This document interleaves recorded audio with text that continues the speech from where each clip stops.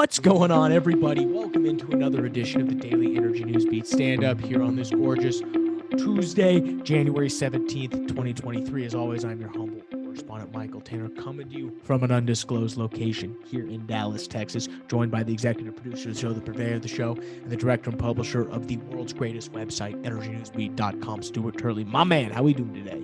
It's a beautiful day in the neighborhood, and I'll tell you what, I've had an absolute fantastic day. Yes, it's been a great day. If you are listening to this, it is most likely, as I mentioned, Tuesday, January 17th, which means you'll know the outcome of the Cowboys-Tampa game. We are recording this currently on the 16th at about 6:10 p.m. Central, so a little over an hour away from kickoff. So before we get started, Stu, do you have a prediction? Who are you tonight, Dallas or Tampa?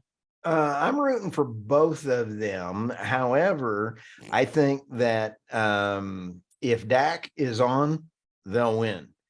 Dak, when his wheels are off, they're all off. I mean, he's just not limping on a spare. So I'm rooting for the Cowboys.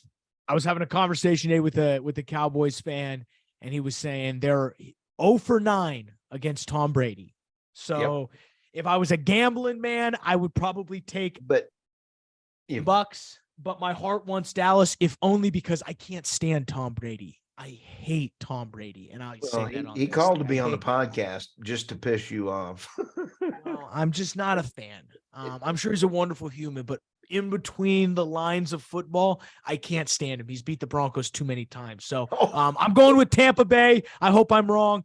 But we have a great show for everybody lined up. Stu's got some stories. Even though the overall markets were closed, we did have commodities markets open, and that's really oil and gas is going to be the focus of these news stories. Starting off in Norway, look, they're set to replace Russia as Germany's top gas supplier. That's an interesting story that Stu will dive into. Next, NI and Chevron make a significant gas discovery off the coast of Egypt.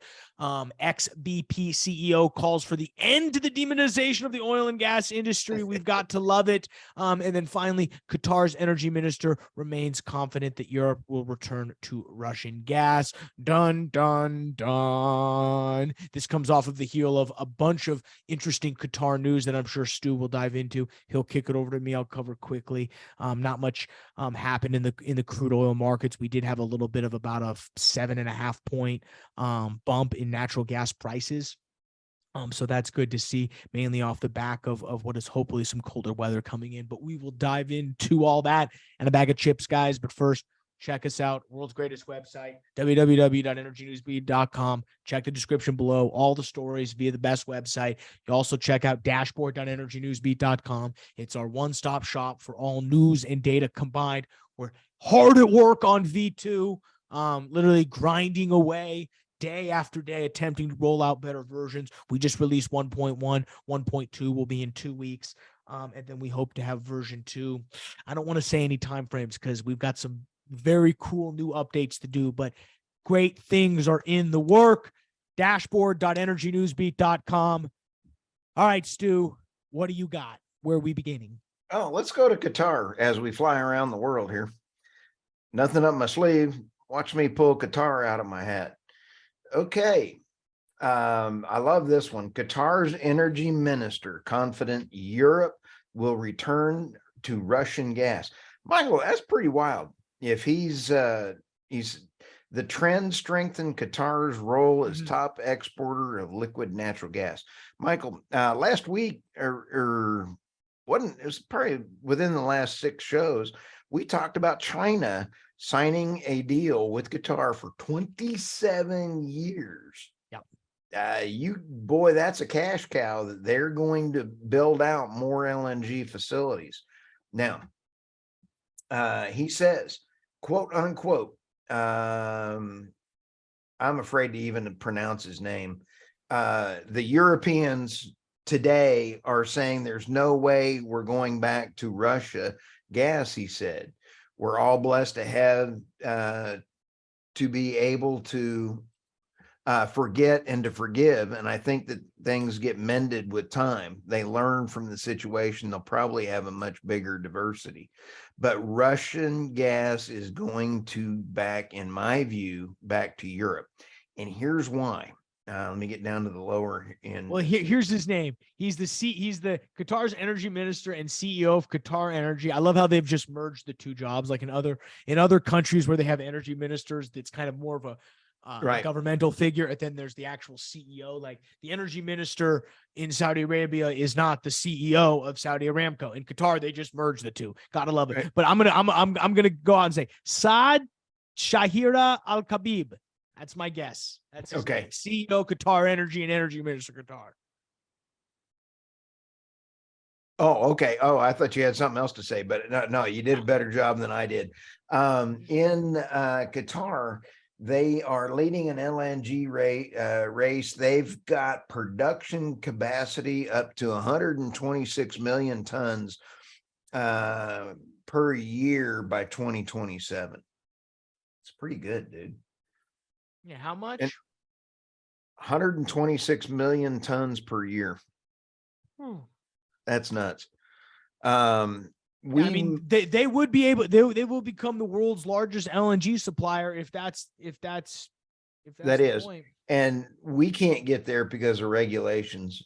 Excuse me, legislation through regulations. Okay, this next one, I absolutely what? I didn't say anything, Stu. Oh, I thought I heard a question. Things. One of our listeners was asking a question. So when I love Norway, absolutely love Norway. We have a lot of listeners to our podcast in Norway. Norway replaces Russia as Germany's top gas supplier. Great article. I got to give them a shout out on this one. Listen to these stats, Michael. Norway provided 33% of the gas Germany imported last year, followed by Russia, whose share fell to 22% for the last year, compared to 52% share in 2021. Wow. Now, here's where it's going to get a little wild. Also, last week in the show, we talked about Norway beefing up the North Sea, and they put in billions into exploration into the North Sea. And it was because they had shut down because of ESG. They shut down all their landlocked and their normal fields. They now are trying to build those back up, but they're running into some social issues. So that's why they're putting the money into the North Sea.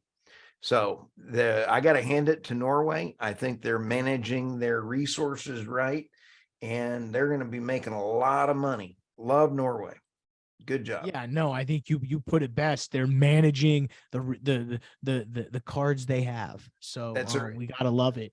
They got a lot of hydro, and they're selling electricity, but they're going to be selling their natural gas and doing it right. 18 months ago, it would have been crazy to say Norway is going to be Germany's biggest gas supplier. I mean, it would have been sacrilegious to say. It's kind of crazy. It is. And they were shutting it down. I mean, they were targeted to have everything shut down by this year, I believe, or by the end of this year, they were shutting everything down. Yeah. So, okay. Hey, Michael, our next one coming around the corner is ex-BP CEO calls for the end of the demonization of oil and gas industry. Whoop, whoop. Gotta love it. Oh, you know what? I love it when our folks stand up for folks. And it's Chief Executive Officer in an op-ed to the Telegraph newspaper, Tony Hayward, who led the London listed oil giant between 2007 and 2010. Let me read this quote. He conceded that a step change in the narrative around the industry is probably too much to hope for.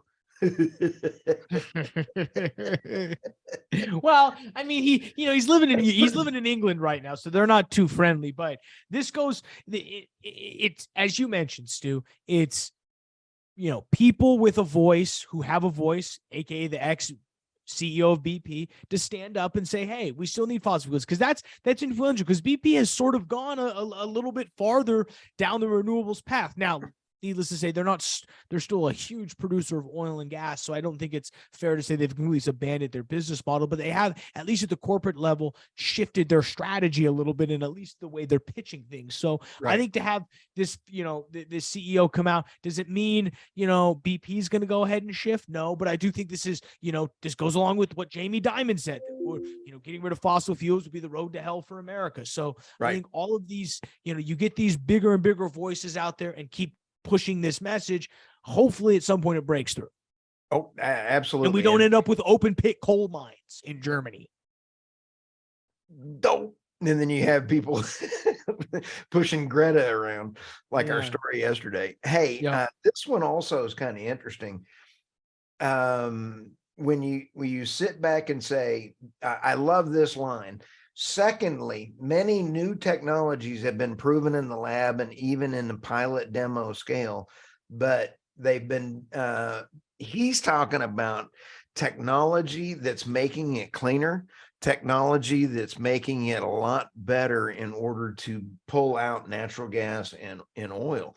The UK, we talked about this, I believe, yesterday, and that is, I think it was the largest part of natural gas and oil comes from Scotland.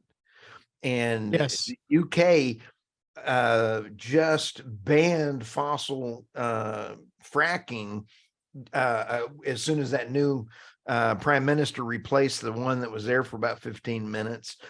She put in fracking, he took it away, and now they're not putting any money into the North Sea.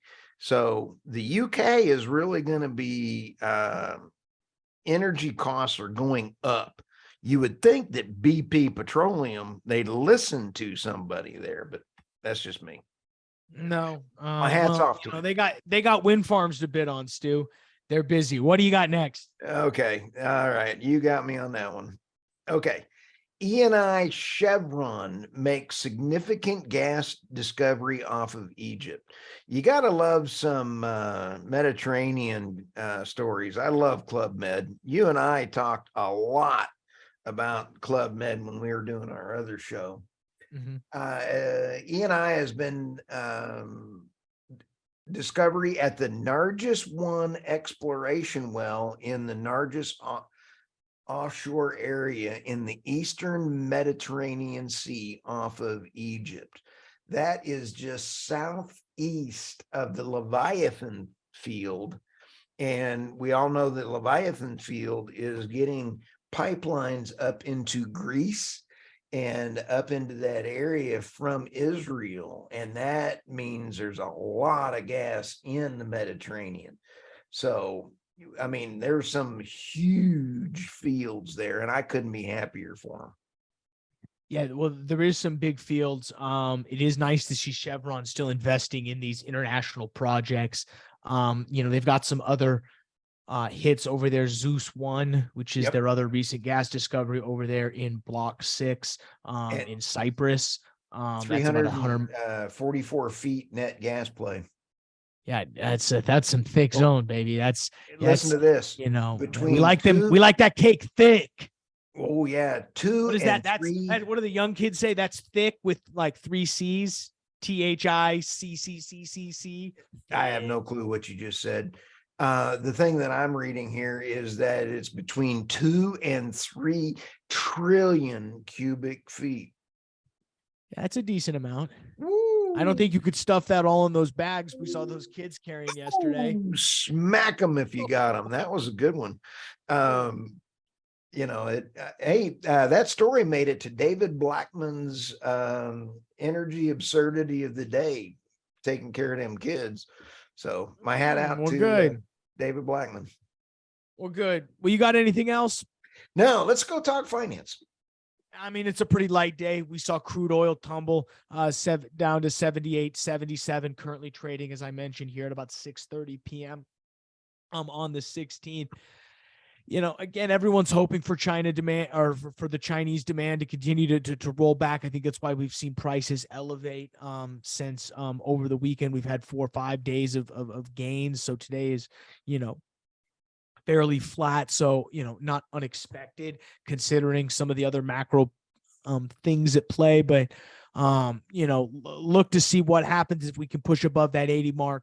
We do have a bunch of levels between here and $75 that have a lot of volume traded at. So it'll be interesting to see where we go. Overall markets were closed today in observance of Martin Luther King Jr. Day, but we did get the futures markets to stay open, so they were fairly flat. Natural gas saw about a 5% increase, so that was where most amount of the movement goes. Currently trading at $3.66. Again, a lot to do with, looks like there's going to be some colder weather come in. I don't think any of this move has to do with Freeport, which is, again, continue to get pushed out. And to be honest with you, I probably swung and missed at the importance of Freeport, just considering the refined products market tightness that we're experiencing right now, which we've talked extensively. And, as I look at Energy Newsbeat right now, one of the articles is trying to throttle me is why we need more pipelines. And it's true.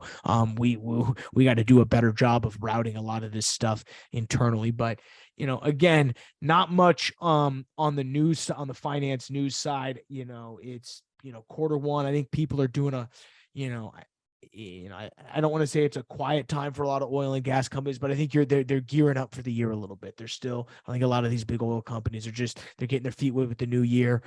As we roll into February, March, I think it's when you'll start seeing that M&A market kick up a little bit. So I think there's some deals to be had out there, but as always, we will be covering it.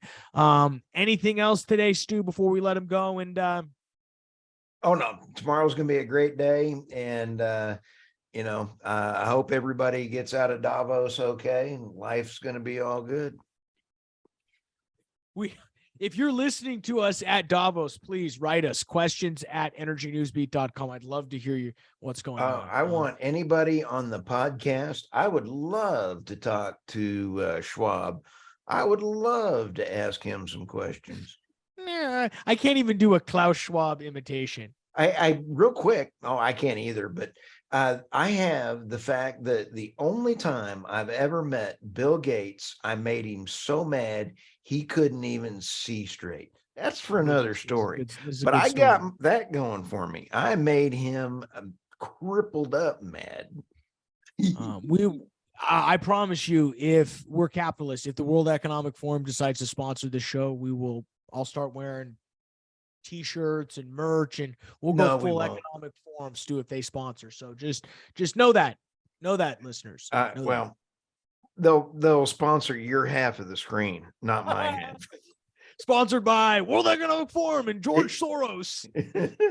No. We won't take the blood money. No, we won't. See ya. See you guys. For Stuart Turley, I'm Michael Tanner.